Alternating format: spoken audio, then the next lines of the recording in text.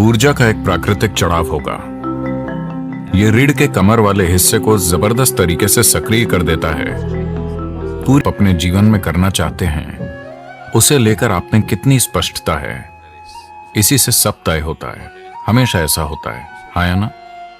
अगर आप में स्पष्टता नहीं है तो आप आत्मविश्वास से इसकी भरपाई करने की कोशिश करेंगे। आत्मविश्वास स्पष्टता का एक बहुत ही खराब विकल्प है। यह ऐसे है मानो कोई व्यस्त हाईवे है, गाड़ियां तेज रफ्तार से दौड़ रही हैं, आपकी नजर साफ नहीं है पर आप में आत्मविश्वास है। आप अपने राशिफल की ओर देख सकते हैं। आप जानते हैं राशिफल?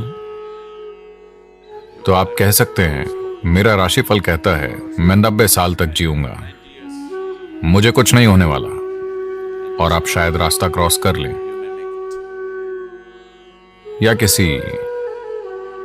या किसी नारे के इस्तेमाल से आत्मविश्वास पैदा कर सकते हैं।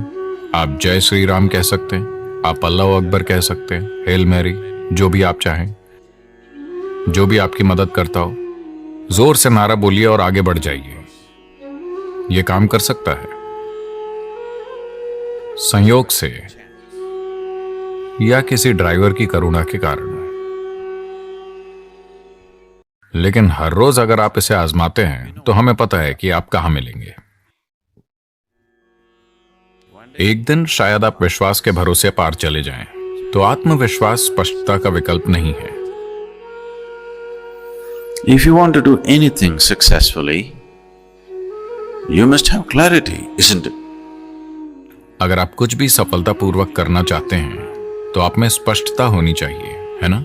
अगर स्पष्टता लानी है तो सबसे महत्वपूर्ण चीज है आपकी रीढ़ को एक निश्चित अवस्था में होना चाहिए, क्योंकि आपका बोध बड़े पैमाने पर वहीं से तय होता है। देखिए, रीढ़ केवल एक भौतिक पदार्थ नहीं है, इसके द्वारा सूचनाएं भेजी जाती हैं।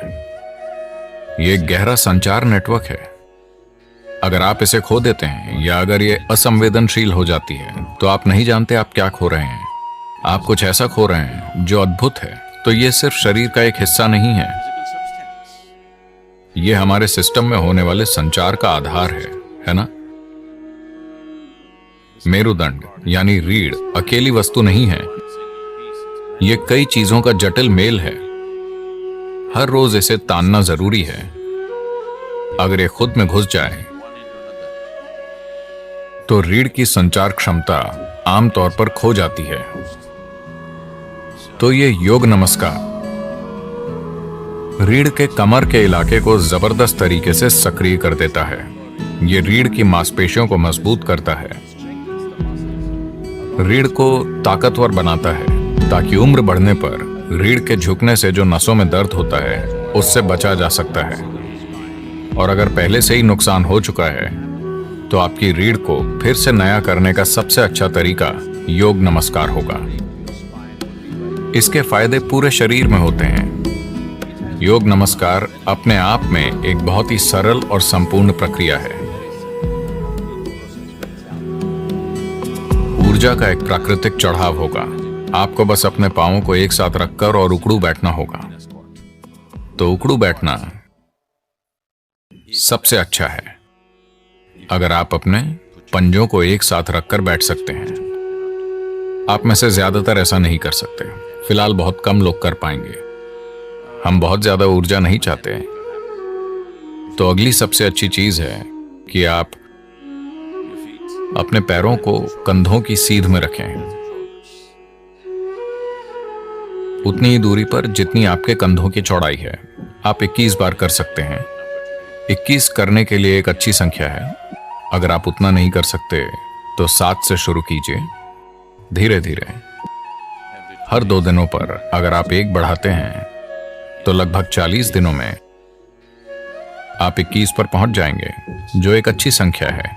आप देखेंगे कि इससे आपकी काम करने की क्षमता में एक जबरदस्त अंतर आएगा। अगर आपकी बुद्धिमानी, आपकी बुद्धि की तीव्रता को मापने का कोई तरीका हो तो आप अंतर आता हुआ देख पाएंगे। सिर्फ इसलिए कि आप रीढ़ को आराम देने और उसे सक्रिय करने के लिए कुछ आसान सी चीजें कर रहे हैं